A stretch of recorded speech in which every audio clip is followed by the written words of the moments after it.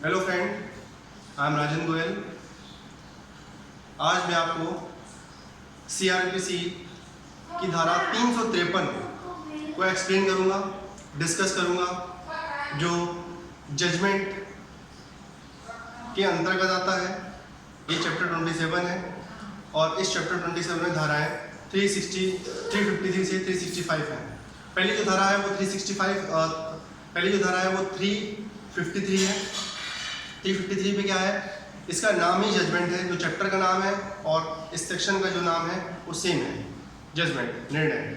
इसमें क्या होता है कि कोई भी जज, कोई भी क्रिमिनल कोर्ट, वो भी ओरिजिन जुरिडिक्शन।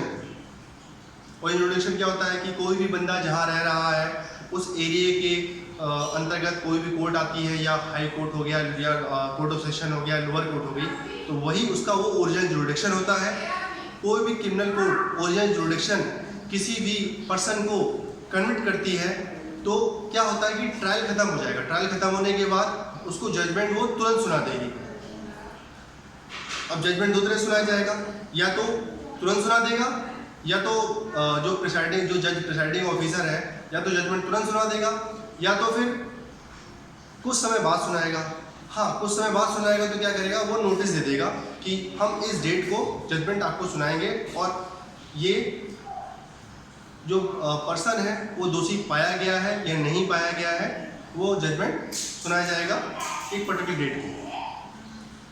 अब जजमेंट भी तीन तरह सुनाया जा सकता है। पहला क्या है, पहला डिलीवरिंग ऑफ जजमेंट। ये क्या होता है, डिलीवरी जजमेंट क्या है, तो जो जज होगा वो निर्णय मुंह से बोल के बता देगा कि इनको ये सजा दी गई है। सेकेंड नंबर पे क्या करेगा कि वो जजमेंट को लिख लेगा, लिखने के बाद उसको पढ़ के सुना देगा। थर्ड नंबर पे क्या करेगा, अगर जजमेंट बहुत बड़ा है तो वो क्या करेगा, जो उसका ऑपरेटिव पार्ट होगा वो उसको पढ़ के सुना देगा, और अगर कोई और उसकी कॉपी उनको एक्यूज को या पार्टी को या उसके प्लीडर को दे देगा। लेकिन जब वो डिलीवरिंग करेगा, डिलीवरिंग मतलब जब कोई भी जजमेंट बोल के सुनाएगा तो क्या करेगा, वो उस चीज़ को शॉर्ट हैंड में लिख लेगा। शॉर्ट हैंड में लिखने के बाद वो साइन करेगा उस डेट में जिस दिन जजमेंट डिलीवर्ड हुआ है, उस डेट में साइन करेगा, और हर पेज में साइन करेगा, और वो भी ओपन कोर्ट में निर्णय देगा। ओपन कोर्ट क्या होता है कि वो कोर्ट में सबके सामने बोल के बताएगा कि हमने ये जजमेंट दिया है। फर्स्ट नंबर पे। सेकेंड नंबर पे क्या करेगा, वो पढ़ के सुनाएगा। पढ़ के सुनाने के लिए वो पहले लिखेगा, लिखने के बाद वो पूरी चीज़ को पढ़ेगा कि इन्होंने इस सेक्शन के अंतर्गत क्राइम किया हुआ है, या ये बहुत ही खराब क्राइम है, हीनियस है समाज के लिए। तो जो भी वो लिखेगा वो उसको पढ़ के सुनाएगा, और उसके अकॉर्डिंग वो जजमेंट दे देगा। थर्ड क्या करेगा, जजमेंट बहुत बड़ा है, कभी कभी क्या होता है कि बहुत लंबा केस चलता है, तो जजमेंट बहुत बड़ा होता है, तो वो टाइम को बचाने के लिए वो सिर्फ उसका ऑपरेटिंग पार्ट है, जो ऑपरेट किया जाएगा उसको बोल के बता देगा, और उसकी एक कॉपी किसको, एक्यूज को, उसके प्लीडर को या पार्टी को दे देगा फ्री ऑफ कॉस्ट। अब क्या करेगा, या तो, और जब तीनों ही चीज़ों में एक चीज़ कॉमन है कि जब वो जजमेंट देगा तो जहाँ पे वो शॉर्ट हैंड में लिखेगा, जहाँ वो राइटिंग में लिखेगा, या उसके जजमेंट का पार्ट होगा, तो वो उसमें उसके हर पेज में साइन करेगा और डेट डालेगा जब जजमेंट डिलीवर करेगा। अब क्या होगा कि कई बार क्या होता है कि जो एक्यूज पर्सन, हाँ, जब जजमेंट सुनाएगा तो एक्यूज पर्सन मतलब जिसके लिए जजमेंट सुनाया जा रहा है, तो उसको कोर्ट में आने के लिए आदेश करेगा कि आपको कोर्ट में आना है। अब जब कोर्ट में आदेश करेगा, दो चीज़ हो सकती हैं, तो एक तो बंदा बाहर हो या तो अंदर हो। अगर कोई बंदा अंदर है, जेल के अंदर है, तो वो क्या करेगा, वो ऑर्डर दे देगा कि भाई इनको इस डेट पे कोर्ट में लाया जाए और जजमेंट इनके सामने सुनाया जाएगा। थर्ड सेकंड क्या है, कोर्ट के बाहर होगा तो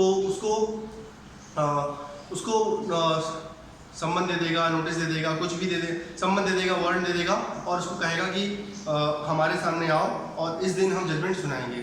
अब उसमें भी छूट दी गई है, मान लो नहीं आता है, नहीं आने का भी रीज़न है।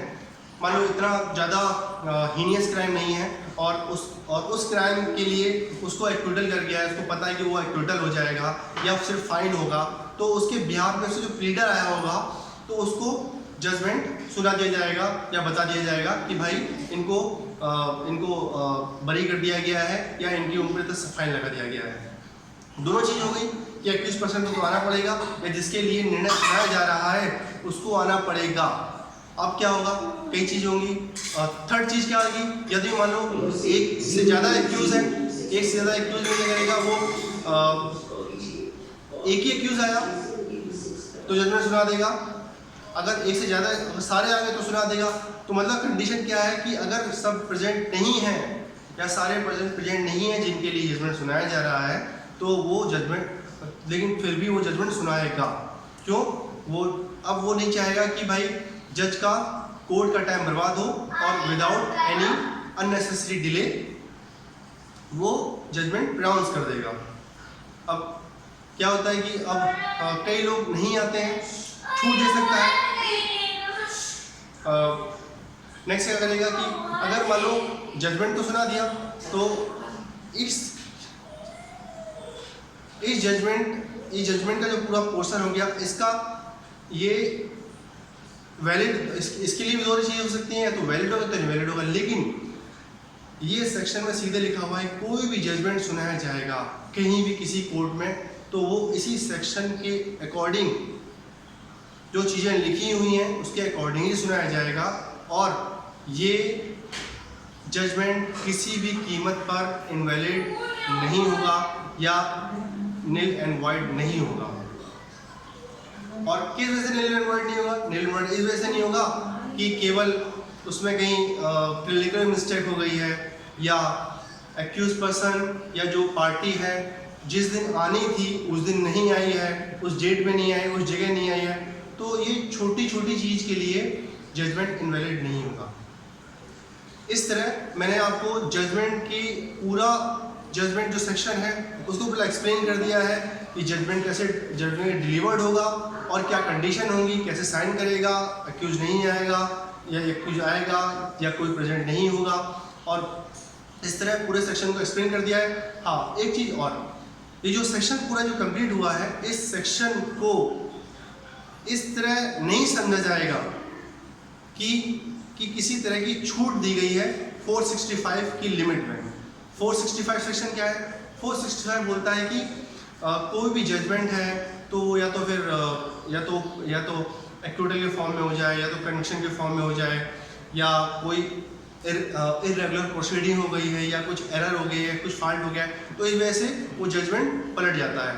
तो इसकी कोई लिमिट को एक्सटेंड नहीं, मतलब इस सेक्शन को नहीं समझा जाए कि ये हम 465 सेक्शन की लिमिट को एक्सटेंड कर रहे हैं।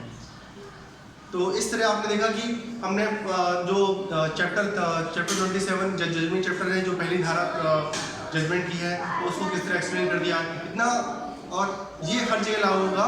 और इस तरह आप जजमेंट जो सेक्शन 365 है उसको आप समझ सकते हैं। Thank you.